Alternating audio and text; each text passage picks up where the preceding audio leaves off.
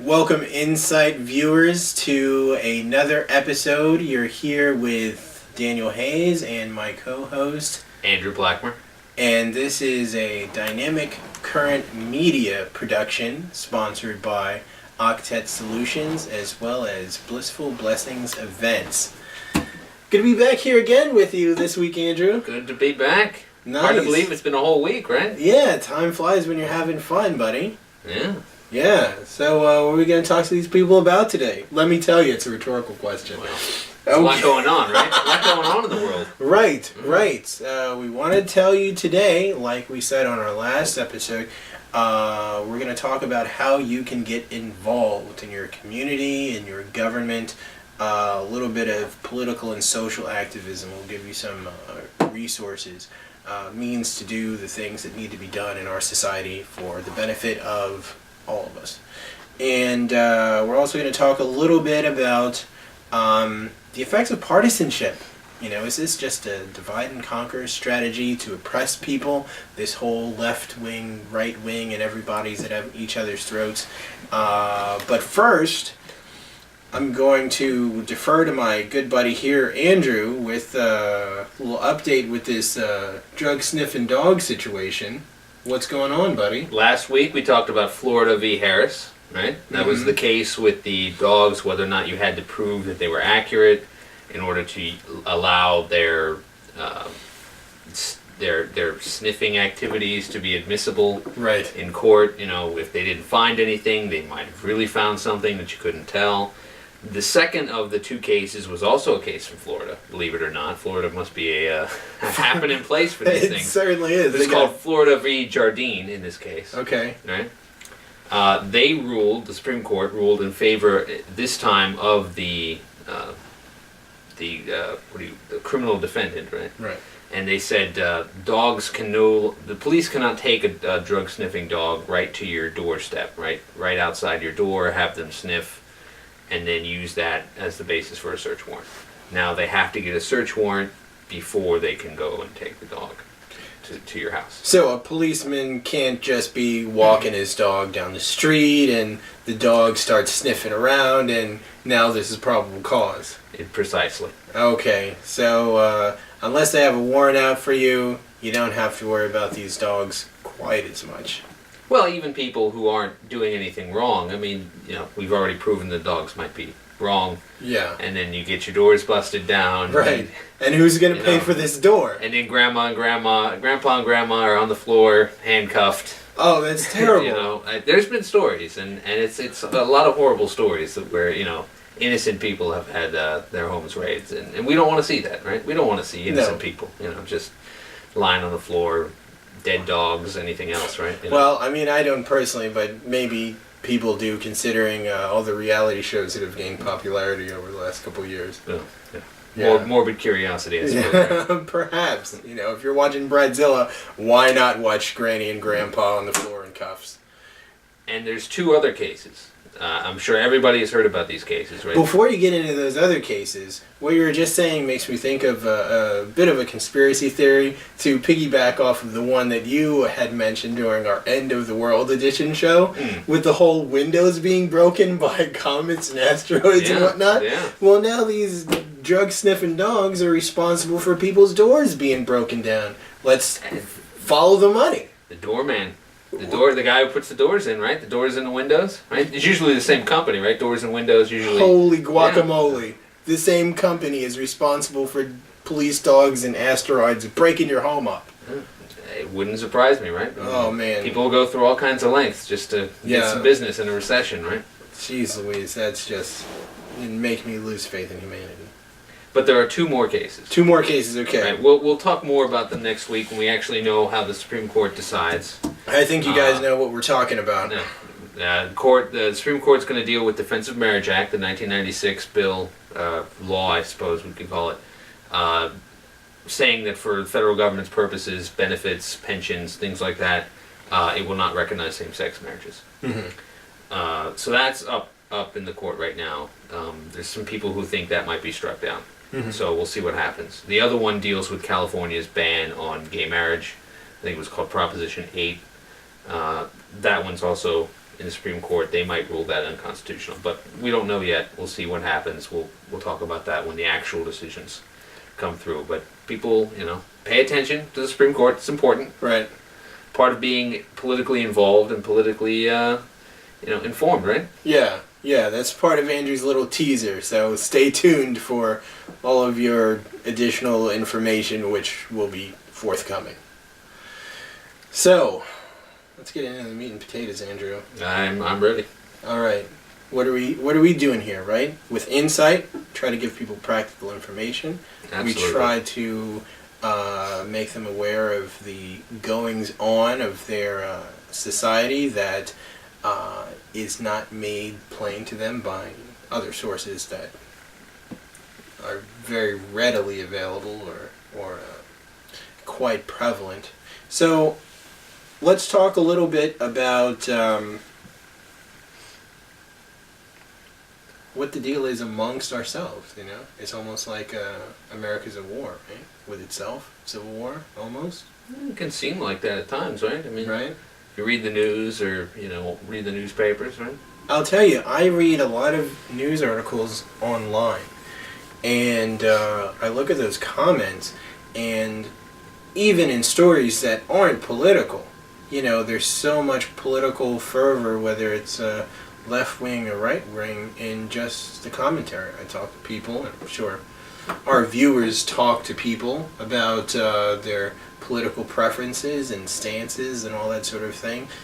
Democrat versus Republican, and left-leaning versus, right-leaning, and so on and so forth. I mean, it just becomes pretty bitter, right? It can, definitely, especially even within families.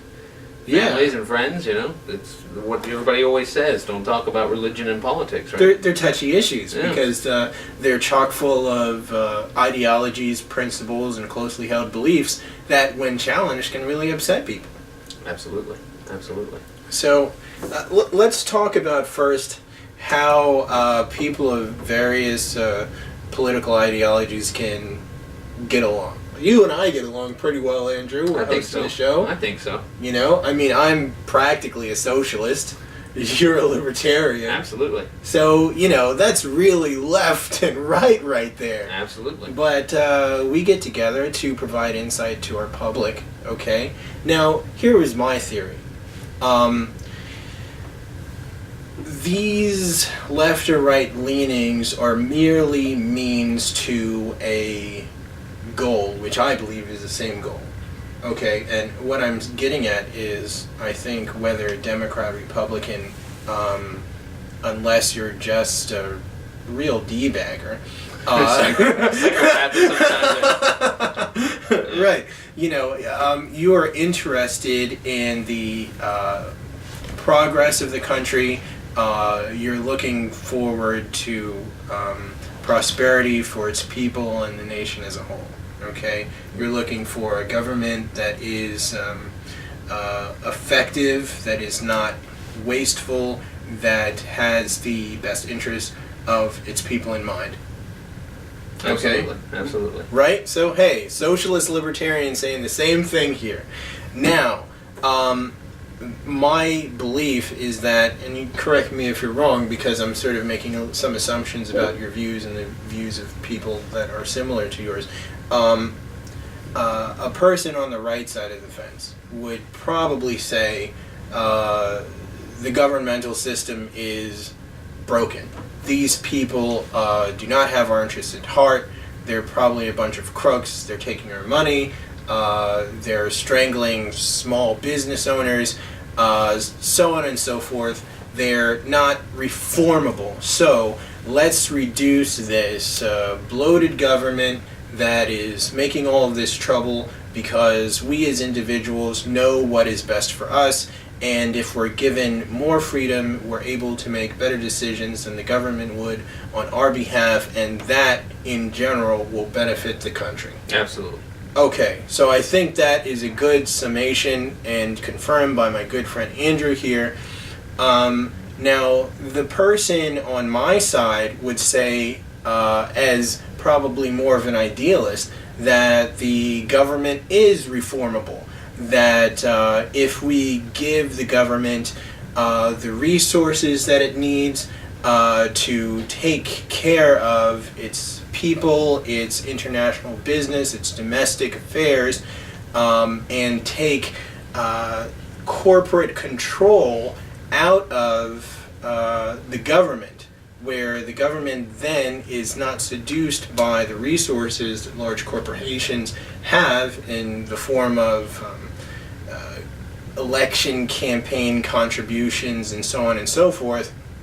Regulatory capture, things like that. Yeah. Sure. All these sorts of things that the government, unlike a corporation whose only motive is profit, will have inclination to do what is best for the country and its people, and as a bigger, stronger, wealthier government will provide more for its people and help the nation progress. So these are really just different paths to the same goals, a difference in ideology, but not a difference in purpose. Neither one of us are monsters. Right. There are some monsters out there, but, I'm not going to say that you are based upon your political preference, just, what you do with your life. Right. So there's that. So what I'm suggesting is, rather than trying to cut each other's throats because you don't see eye to eye on how to do things, let's take a closer look at what our politicians are actually doing. When politicians get into office and their primary goal is just to get reelected, and they're taking, these windfall campaign fund contributions, and you see that they are just beholden to the corporations that are essentially funding their stay in campaigns, well, that's not good for anyone, regardless of the political ideology that you follow. I think the most important thing was what you just mentioned, though, about seeing what the other person, what their goals are. They might disagree with you on how to get there, but understand that if someone holds a different view than you, or if you're a Democrat and the other person is Republican, or vice versa, right? That you have to see that they want the world to be a better place too. They don't want the world to be a steaming pile of crap. Right? They want the world to be a better place. So you might disagree with them on sort of methodology or things on how to get there, but see the other person as a fellow human being, that wants the same things out of life. And it's not just in politics; it's really within anything. But politics is what we're talking about here. But see the other person as a human being, not an other. It's a human being just like you. They want the same thing, and try to have a rational, calm discussion about it. Yeah. Absolutely.